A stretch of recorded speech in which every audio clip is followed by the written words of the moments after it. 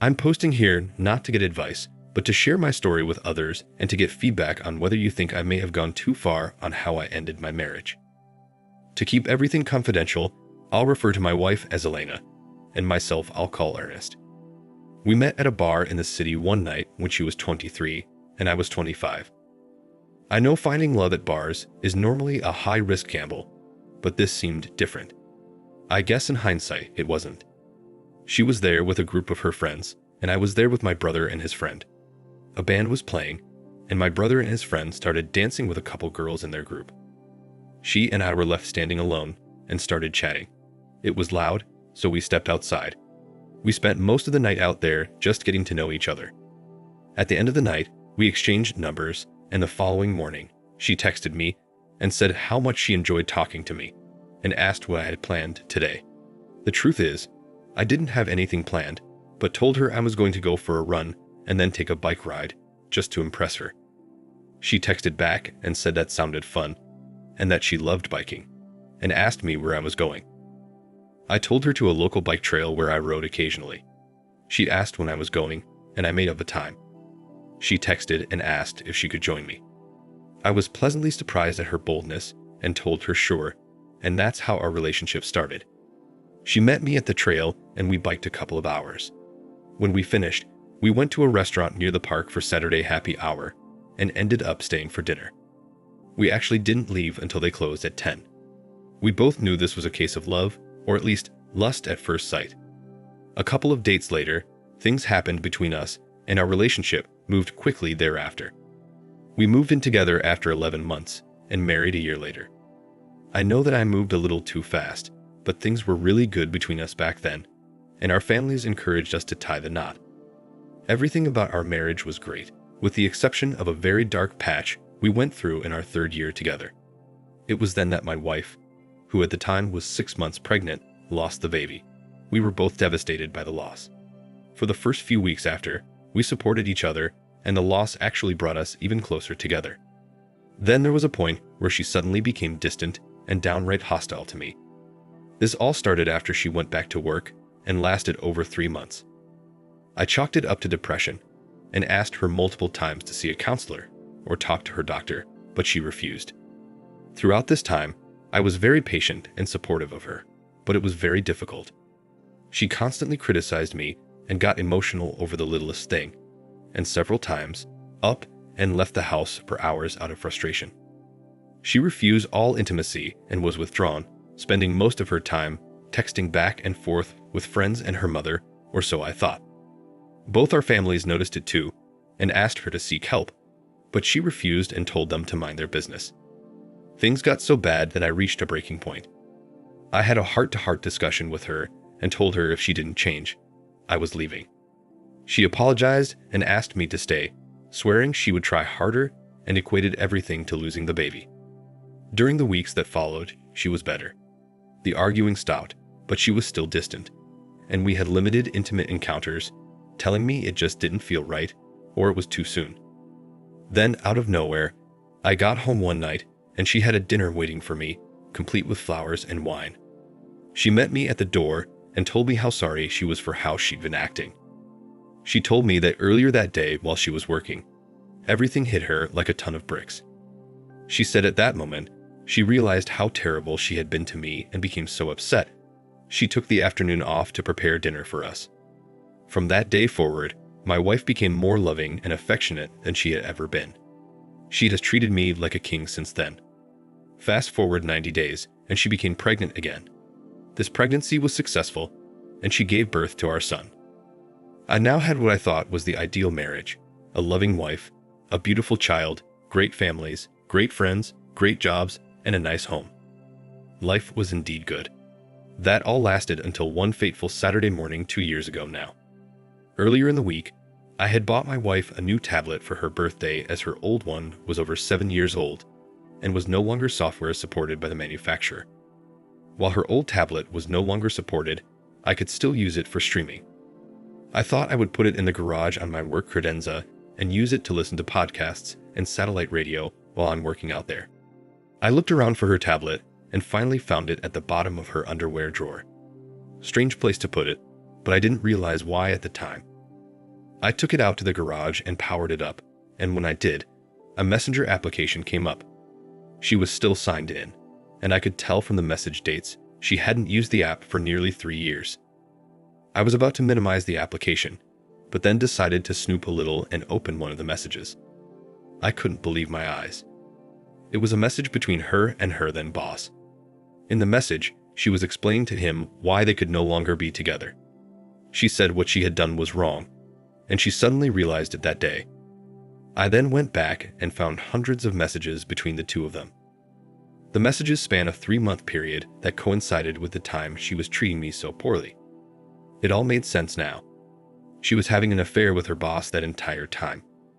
This guy and I sat together at company outings and golfed together several times during and after their affair. He has a wife and a son just a year older than our boy. I was furious. What infuriated me even more was the conversations between the two of them where they openly mocked me and his wife, and worst of all, where they bragged about what they did with us after their encounters. It was soul-crushing. I was devastated at first, but then just got angry. I thank God she wasn't home right then, as I don't know what I would have done had she been. I read each message in detail until she called me on her way home. Before she got there, I took the tablet out to my car to hide it from her and to make sure I still had access to the Messenger app for evidence. When she got back, I helped her put away the groceries and then told her I needed to go into the office for a couple of hours as I had forgot something. At the office, I synced up the tablet to a personal printer I have there and printed off their conversations. All 972 of them. While printing them out, I grew progressively angrier and contemplated my next move. When I left the office, I was full of rage and headed over to her boss's house. My plan was to go there and deck him. When I got on his street, I came to my senses and decided that was not a smart thing to do. Instead, I headed home to confront my wife. I was even more full of rage, but again, sanity kicked in and I decided against it. Instead, I went to the park near our house and walked for over an hour and devised a plan. Amazing how fresh air clears the mind. The one thing I knew was that I would be divorcing her. Nothing she could say could ever justify what she had done. I wanted to ambush her and humiliate her with a divorce to make her feel as bad or worse than I felt when I found out about her affair. I also wanted her to suffer. I thought, until I serve her with divorce papers, I'm going to treat her the same way she treated me when she was having the affair, and that's exactly what I did starting that Monday evening. During the day, I met with 2 different attorneys and picked one with a reputation of being ruthless to handle my divorce. I presented the attorney with all the messages and the tablet computer. According to her, this was more than enough to justify an at-fault ruling, as the messages included many graphic pics of the two of them, including several they took together. Why they took and sent those pics, who knows, but I'm glad they did. As my attorney said, without them, the infidelity would be more difficult to prove. The toughest part was waiting. My attorney said she would need a full 3 weeks to draw up the papers due to a backlog she had. I then contemplated how I would handle things with my wife. I couldn't stand the sight of her, but knew I had to play it cool until the papers were ready. Also, I had my 2-year-old son to think about. I wanted to make sure everything was good for him.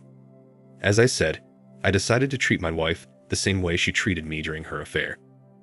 I refused all of her advances, acted distant, criticized her, and started arguments over ridiculous things. I know some are going to say I should have been the bigger person and not stooped to her level. To them I say, I didn't cheat, so I'm not stooping to her level. I'm just giving her a little taste of her own medicine. She noticed the change right away and did everything to please me. Even though she was doing everything right and had been since the end of her affair, I treated her like garbage.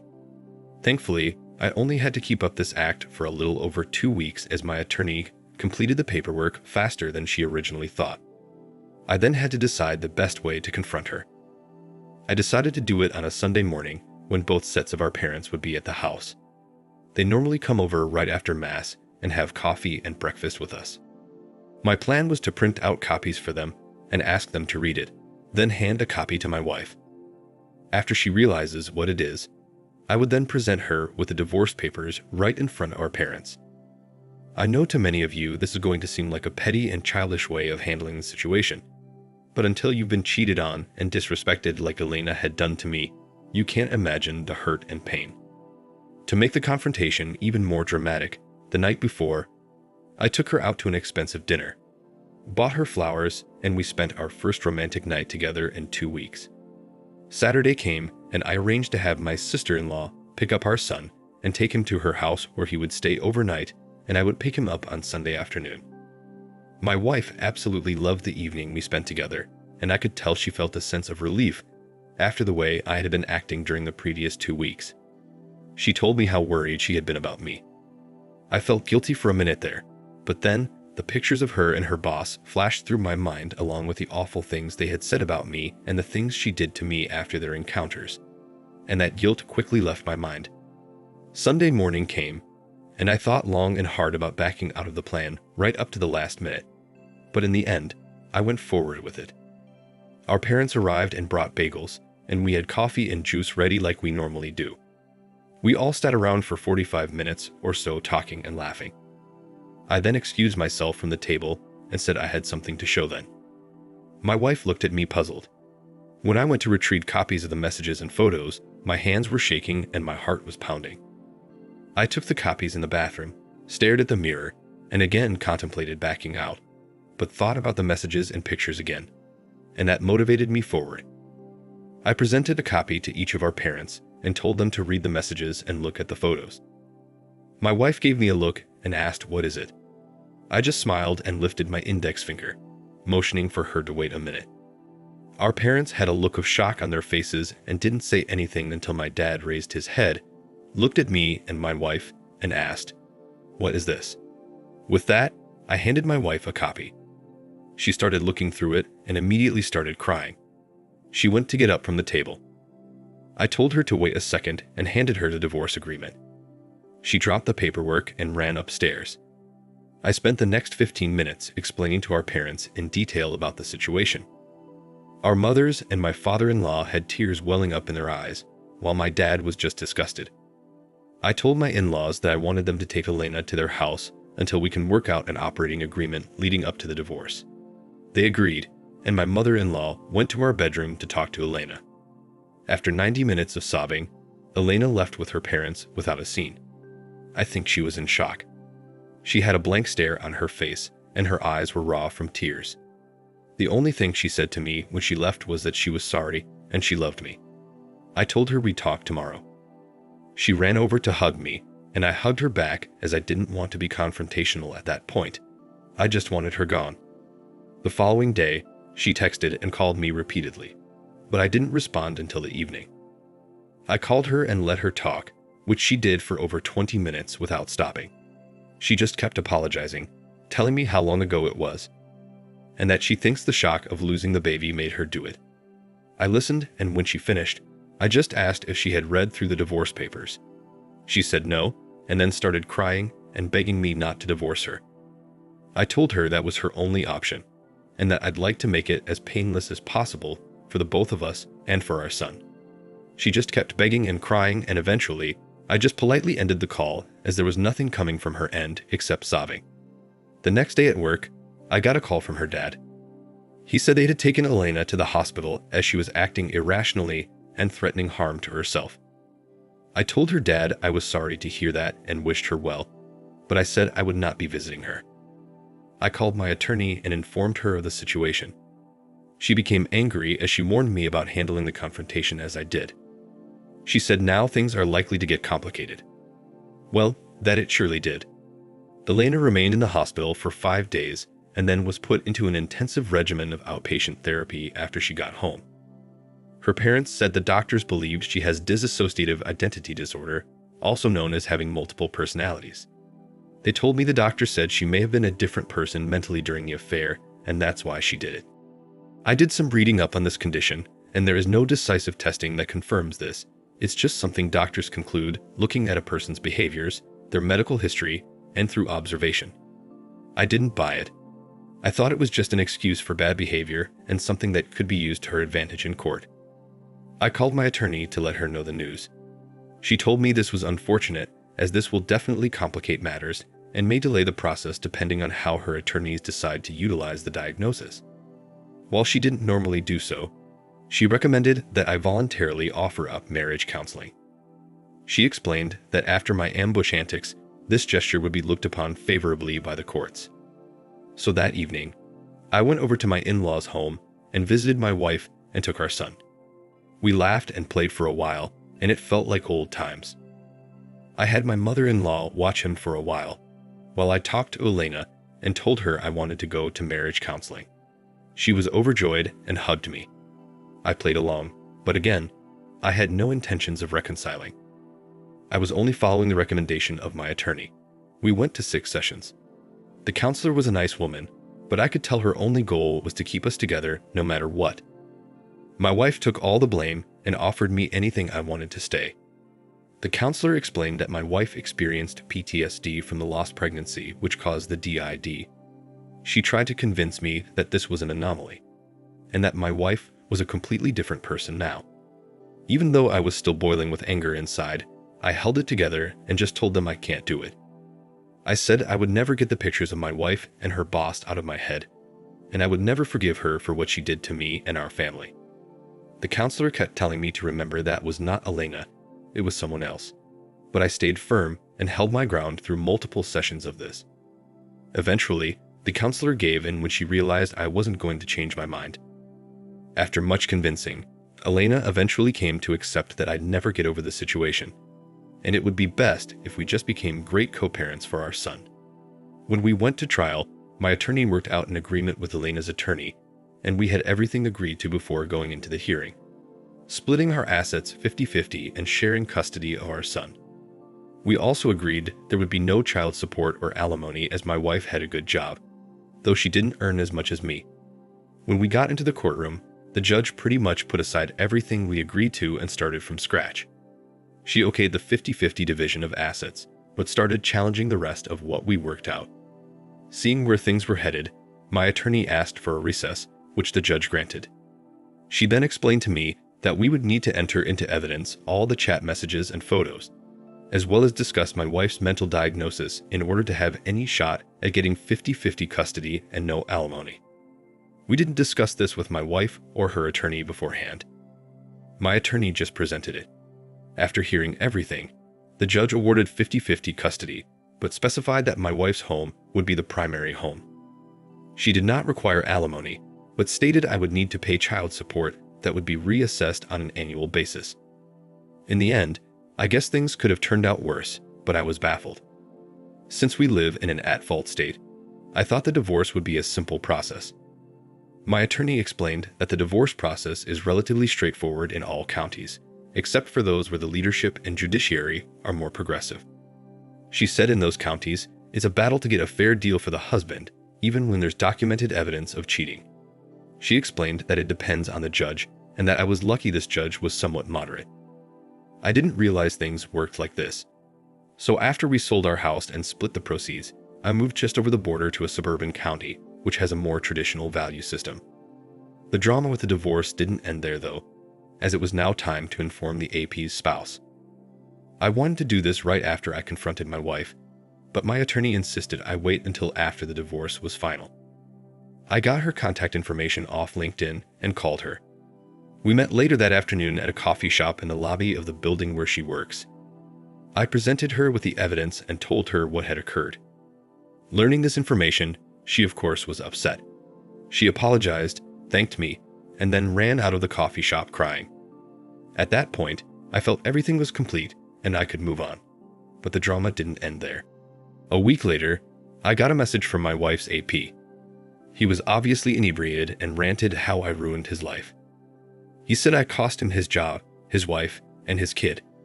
He just mumbled on, sporadically making threats until the message timed out. He called back a total of 7 times, leaving similar messages, which mostly were inaudible due to his condition. I texted him and told him to stop calling me, or I would go to the police. He sent me a message back, telling me to F off. I'd had enough, so I went to the police station. I let them listen to the messages and got a temporary restraining order against him. The police also called him and told him to knock it off, which he did. To complicate things, he apparently called multiple people at my wife's office that same evening.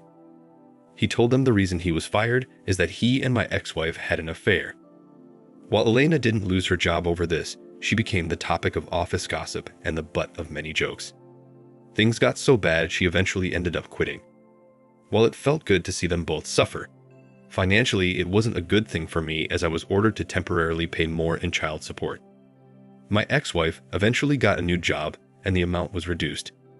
In the end, I got out pretty good with 50-50 custody, a small child support payment, and a tolerable co-parenting relationship with my ex. Overall, I'm proud of the way I handled things. However, my wife's family and many of our mutual friends are not. They feel I should have given her a second chance due to her mental condition. So that brings me to my question. Do you think I moved to divorce my wife too quickly, considering her mental diagnosis? Remember, this is not something that can be determined by testing. It's just something her doctors concluded. To me, she cheated and disrespected me in the most egregious way possible, and that's all that matters. I don't care what personality inside her did it. They say she is broken-hearted and remorseful, and all she wants is to have her family back. I do believe she is sorry and remorseful for her actions, but the damage has been done. And to me, there is absolutely no way I would ever get back together with her. I will just treat her professionally for the sake of our son and wish her well in her future endeavors. So that's the end of my story. Sadly, in some places, it seems as if men are treated like second-class citizens in divorce, even in at-fault states where a spouse has cheated. Thanks again, and take care. Ernest. Thank you for watching. Like, comment, and subscribe if you enjoyed the video. Until next time, I'll see you again. Take care.